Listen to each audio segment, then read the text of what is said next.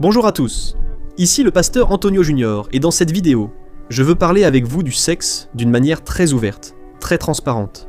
Je suis sûr que si vous restez jusqu'à la fin, beaucoup de doutes seront éclaircis et je veux en parler d'une manière très simple, très facile à comprendre. Frères et sœurs, je suis frappé de constater combien de personnes ont des blocages dans ce domaine, ce qui nuit au mariage. Une fois, le pasteur m'a dit qu'un frère de son église l'avait appelé désespéré, lui demandant de faire une prière de délivrance pour sa femme parce qu'il disait que sa femme était possédée par un démon, le démon de la Pombagira. Alors le pasteur a cherché à savoir ce qui se passait, et il a dit que sa femme était apparue devant lui toute sensuelle, en lingerie. Frère, à ce moment-là, quand le pasteur m'a raconté ça, j'ai commencé à rire, mais en même temps j'ai vu à quel point c'est sérieux, à quel point la religiosité empêche les gens de recevoir la bénédiction de Dieu. Et il y a beaucoup d'hommes et de femmes qui jouent à l'illégaliste, qui disent qu'on ne peut rien faire, ne me touche pas, mais quand ils sont seuls, ils sont accros à la pornographie, sans parler de ceux qui trompent leurs conjoints. Frères, soyons honnêtes ici. Beaucoup de gens passent tout leur temps à penser au sexe, et ce n'est pas par hasard, puisque ce sujet est partout. Il suffit de regarder des films, des séries, il suffit d'aller sur internet surtout, ou alors de se retrouver entre amis. Et il y a toujours des gens qui parlent de ça. Et dans le milieu chrétien, ce n'est pas différent, tu vois ? Mais nous avons une conduite différente, surtout concernant le sexe hors mariage. Je me souviens qu'en 2002, lorsque j'ai commencé à fréquenter l'église, je me suis converti. Et je me souviens qu'ils ont apporté des enseignements de la Bible montrant que le sexe avant le mariage est un péché. Et grâce à ces enseignements, j'ai pris la décision d'attendre le mariage. Je me suis marié vierge, à 29 ans. Et aujourd'hui, je remercie le Seigneur pour cette décision. Ma femme aussi s'est mariée vierge. Mais je sais que la grande majorité n'arrive pas à attendre jusqu'au mariage. Et cela n'invalide pas la parole de Dieu, parce que si tu obéis au Seigneur, tu récolteras certainement des fruits. Même si tu pèches puis te repens. Voici un conseil. Si tu as déjà eu des relations sexuelles, tu sais ce que c'est. Tu as commis ces actes, tout péché. Amen. Et puis, quand les gens se marient, beaucoup disent « un homme de Dieu, un homme de Dieu ». Je suis un homme de Dieu. Je suis un homme de sexo proibidos, tá bom? Mas antes de começarmos, Je suis un homme de Dieu. Je suis Dieu. Dieu. Je suis un homme de Dieu. Je suis un de Dieu. De Dieu. Dieu. Un homme, je suis un homme de Dieu. Homme de... ações sempre que eu colocar um vídeo novo. Então venha caminhar junto comigo, ok? Irmãos, antes de qualquer coisa, eu preciso deixar algo muito claro. Não é pecado. Ressentir du plaisir et jouir avec votre conjoint, d'accord ? Je dis cela parce que beaucoup d'églises considèrent ce sujet comme un tabou, et elles prêchent d'une manière qui donne l'impression que la personne fait quelque chose de mal. Et alors, le couple se sent sale, même en étant sous la bénédiction de Dieu. Et l'une des principales raisons à cela, c'est que les gens se demandent « Mais qu'est-ce que Jésus ferait à ma place ?» Et comme Jésus ne s'est pas marié, et bien sûr n'a pas eu de relations sexuelles, les gens pensent que le sexe est quelque chose de charnel et d'impur. Alors ils pensent, si Jésus ne s'est pas impliqué dans ce domaine, c'est sûrement parce que c'est un péché ou que ce n'est pas important. Mes frères, laissez-moi vous dire une chose. On ne peut pas toujours baser notre vie sur ce que Jésus ferait, parce que Jésus ne ferait pas beaucoup de choses. Par exemple, Jésus n'a pas eu de relations sexuelles, non pas parce que c'était quelque chose de négatif ou que cela l'éloignerait du Père, mais parce qu'il voyait le sexe comme le fruit d'un mariage. Et il ne s'est pas marié, parce que sa seule mission était de mourir sur la croix pour les pécheurs. C'est pourquoi nous devons vivre notre vie en nous basant sur ce que Jésus a fait et sur ce que Jésus a enseigné. Amen. Jésus n'était pas un pécheur comme nous le sommes. Il n'a pas été sauvé par la foi comme nous l'avons été. Il n'est pas séparé de Dieu comme nous l'étions à cause du péché. Autrement dit, Jésus est dans une autre catégorie. Alors, nous devons nous concentrer sur ce que Jésus a enseigné. Et qu'est-ce que sa parole a à nous apprendre sur le sexe dans le mariage ? Dans le premier livre de la Bible, le livre de la Genèse, nous voyons que Dieu a créé l'homme et la femme comme des êtres sexuels. Et ce n'est pas un péché. C'est lui qui a créé notre corps, avec des organes génitaux, pour permettre les relations sexuelles et la reproduction. Et lorsqu'un homme et une femme s'unissent entre un homme et une femme, ils se complètent et deviennent une seule chair. Et là, dans le livre de la première lettre aux Corinthiens, chapitre 7, l'apôtre Paul parle beaucoup du mariage et de la sexualité. Paul dit par exemple que l'homme marié ne doit pas se consacrer uniquement à l'œuvre de Dieu, mais qu'il doit aussi s'occuper des choses du monde pour plaire à sa femme. Il conseille aussi que le mari et la femme ne restent pas trop longtemps sans relation sexuelle, sauf s'ils jeûnent, mais cette pause dans les rapports ne doit pas durer trop longtemps, d'accord ? Parce que Satan peut profiter de cela pour tenter le couple et les faire tomber dans la tentation. Frères, nous devons comprendre que le manque de relations sexuelles peut entraîner une abstinence, c'est-à-dire que le corps commence à en ressentir le manque, et quand cela arrive, la personne devient plus vulnérable à agir selon ses instincts charnels. Je ne dis pas qu'elle doit agir selon ses instincts, mais c'est quelque chose qui peut arriver, et le diable le sait très bien.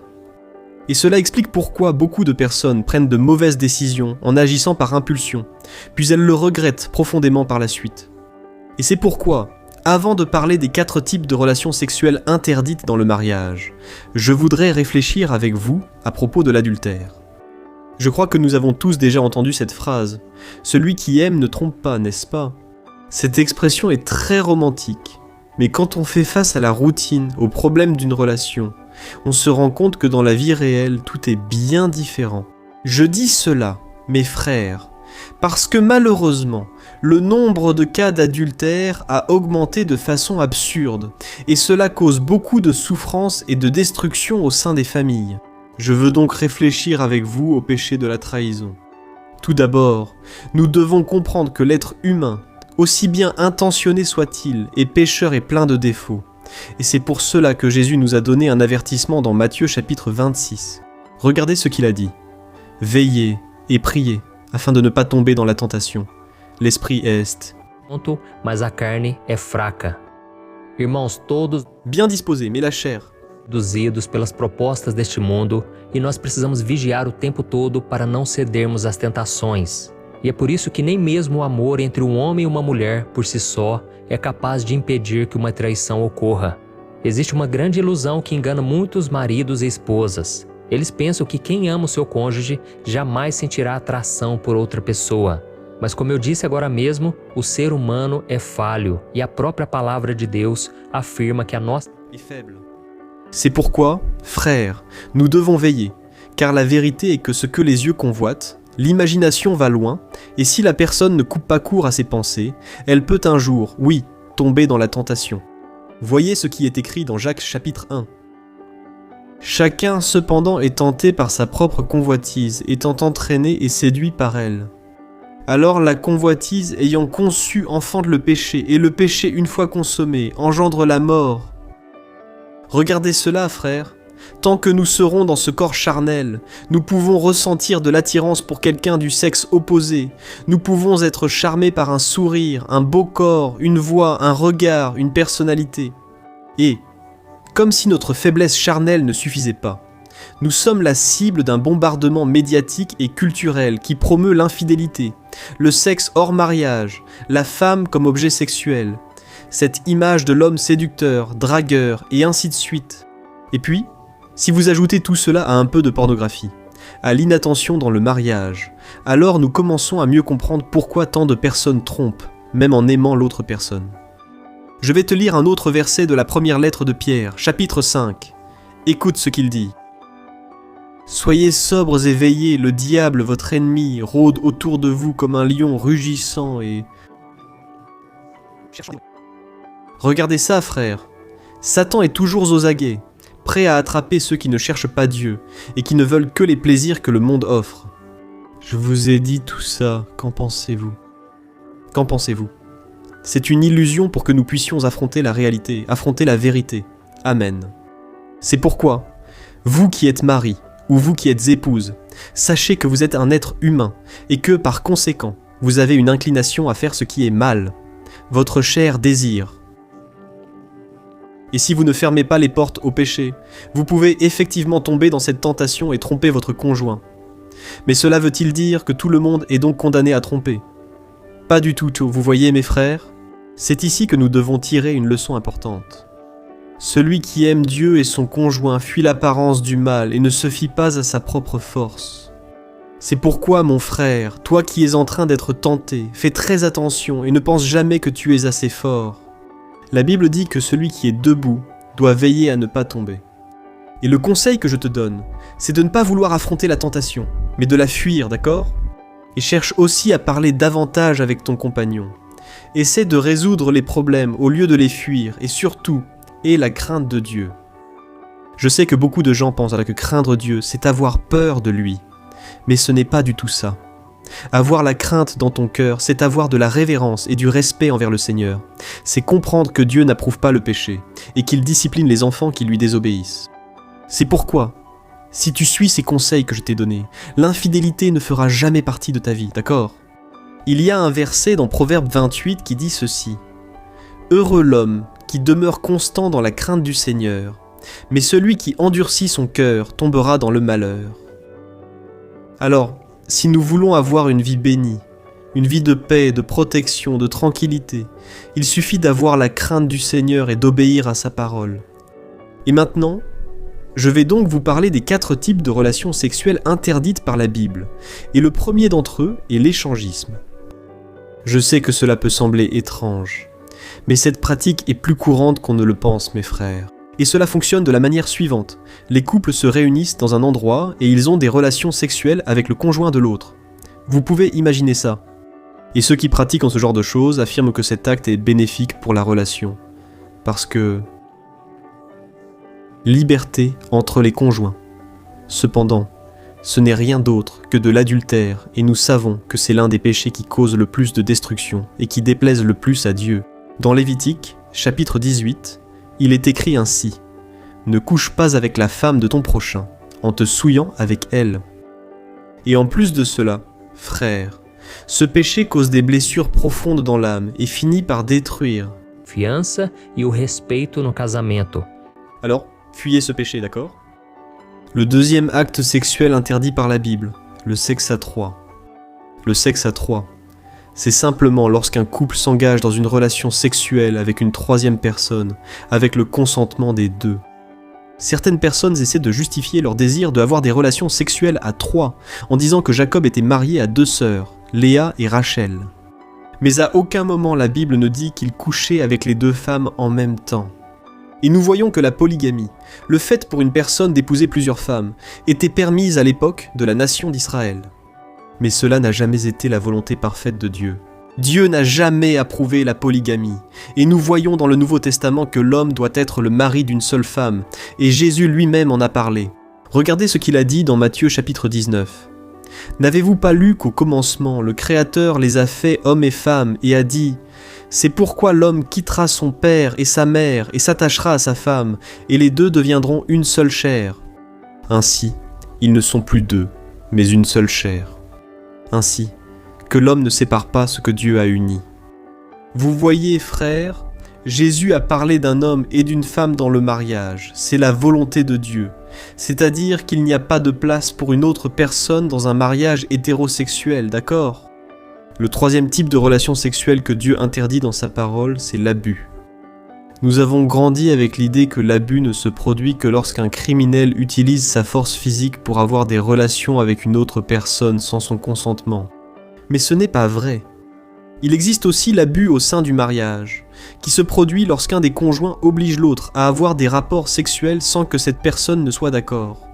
Et celui qui commet ce type de péché utilise ce passage de la première lettre aux Corinthiens, chapitre 7, de manière erronée pour justifier sa faute. Regardez ce qui est écrit. La femme n'a pas autorité sur son propre corps, mais c'est le mari qui l'a. De la même manière, le mari n'a pas autorité sur son propre corps, mais c'est la femme qui l'a. Alors frère, que se passe-t-il ? Ils sortent ce verset de son contexte.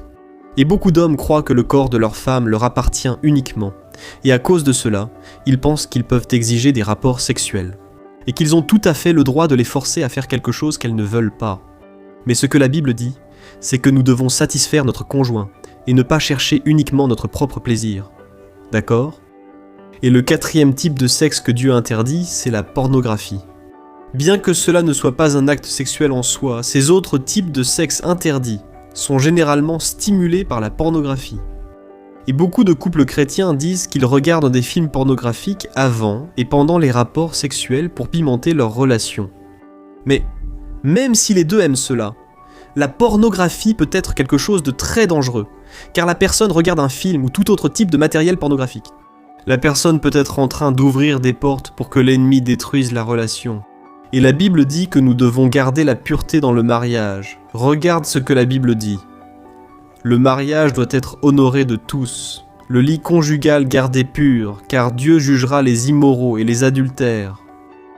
Et tu peux te demander, mais pasteur, en ce qui concerne le sexe oral et l'utilisation de jouets sexuels, eh bien, frère, même si la Bible ne donne pas de réponse définitive, vous devez analyser si vous êtes tous les deux d'accord. Parce que si vous ne vous sentez pas à l'aise de faire quelque chose, alors il vaut mieux ne pas le faire. Le plus important, c'est d'honorer Dieu et de respecter votre conjoint. Et donc, vous devez analyser si cela va vous faire du bien, si cela va vous rapprocher l'un de l'autre, ou si cela va vous éloigner l'un de l'autre, d'accord ? Bien sûr, la Bible ne va pas aborder tous les sujets, sinon tout ne tiendrait pas dans un seul livre, et lorsque quelque chose n'est pas interdit par Dieu, vous pouvez juger ce qui est permis. Voyez ce que dit la première lettre de Jean chapitre 3.